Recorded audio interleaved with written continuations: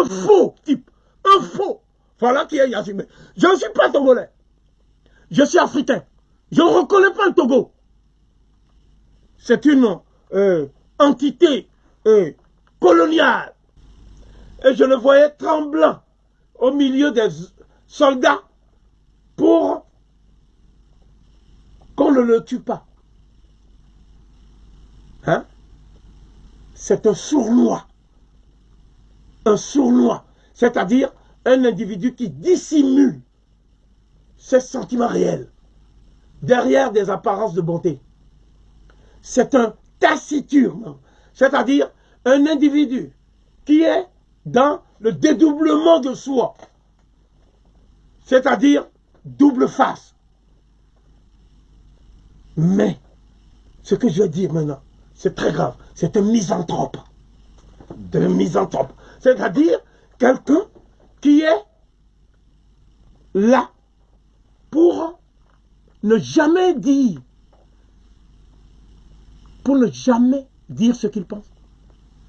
Pour ne jamais penser ce qu'il dit. Pour ne jamais dire ce qu'il fait. Et pour ne jamais faire ce qu'il dit. Un faux type. Un faux. Voilà qui est Yassine. Je ne suis pas togolais. Je suis africain. Je ne reconnais pas le Togo. C'est une entité coloniale. C'est une entité coloniale. Donc, ce que je dis, j'ai le droit de le dire. Certains ont mis sur Internet, il n'a pas le droit d'insulter notre président. C'est pas un président, c'est un commis. Un commis. Comme je l'ai dit tout à l'heure. Vous prétendez que des commis sont des présidents. Si ces gens-là sont présidents, qu'est-ce que Poutine est alors? C'est pas sérieux ça. Quelqu'un ne préside pas quand il n'est pas dans un état souverain. Voilà. C'est-à-dire que la présidence est corrélative à la souveraineté. Je reviendrai là-dessus. Parce que les gens utilisent des mots sans savoir de quoi ils parlent. Mais nous, on sait de quoi nous parlons. Donc, je vais commencer par la façon dont la France s'est emparée de ce pays.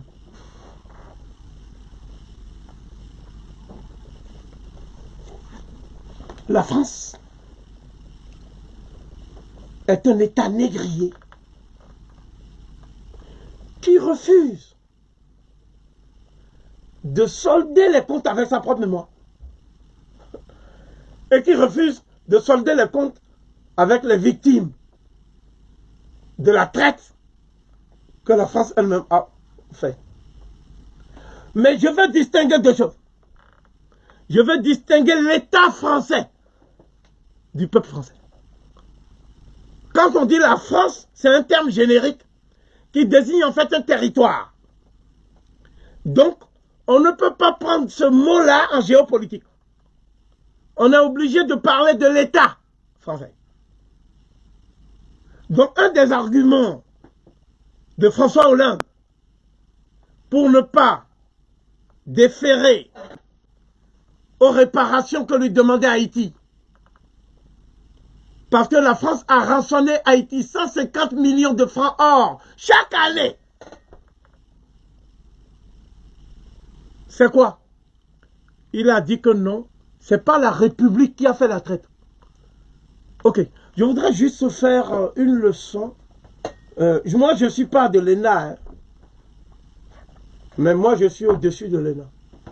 Je voudrais juste faire une leçon de droit à ce genre d'individu qu'on nomme président en France. D'abord, il ne faut pas confondre la nature de l'État avec la forme de l'État. La nature, la nature. Tu peux avoir un État qui est totalitaire, mais au niveau de la forme, l'État dit que c'est une démocratie populaire.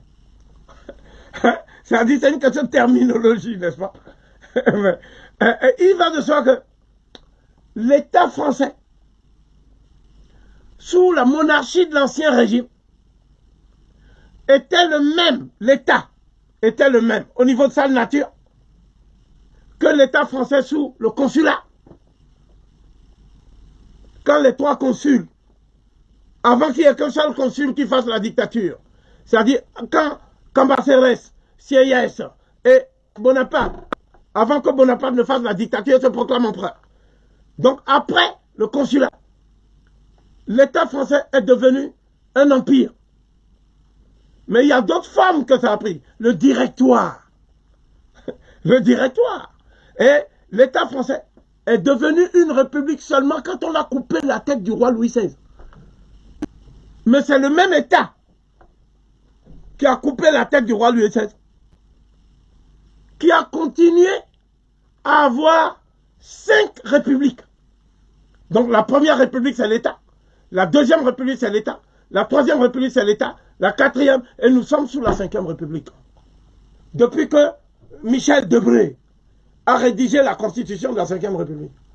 Donc on ne va pas nous raconter des fadaises. Ce que nous disons, c'est ça.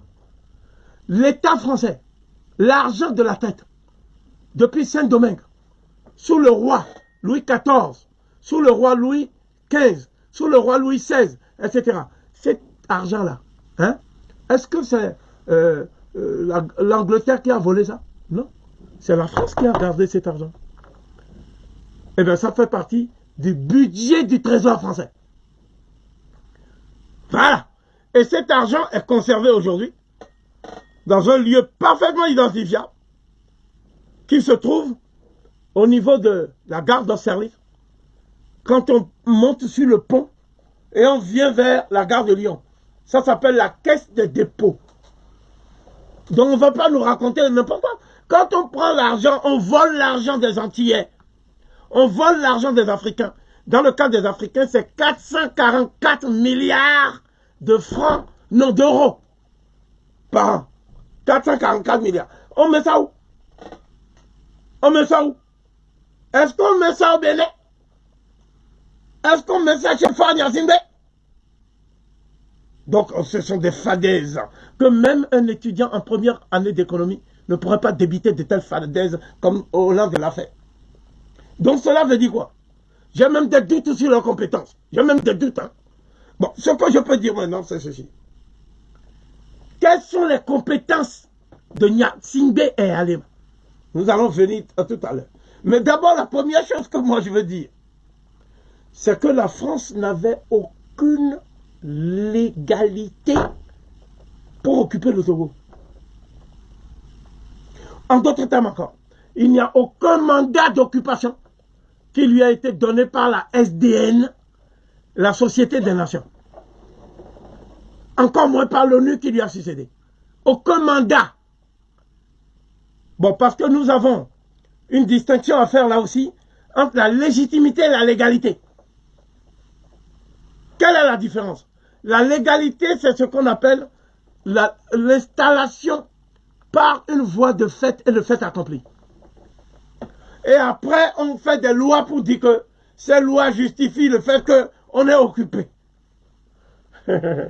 Tu vois? On fait ces lois a posteriori. Nous appelons ça des lois scélérates.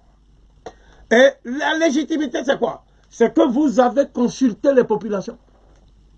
Soit par voie référendaire, soit par n'importe quelle voie. Et ces populations ont dit, voilà le type de régime que nous voulons. Ça n'a jamais été fait en Afrique. Donc cela relève du hold-up juridique et du gangstérisme d'État. Ce que la France a fait. Et la France a réitéré cela au Cameroun. Dans un remarquable ouvrage de Adalbert Owona. Voilà les vrais juristes. Je ne consulte pas les pseudo-juristes, ça ne m'intéresse pas.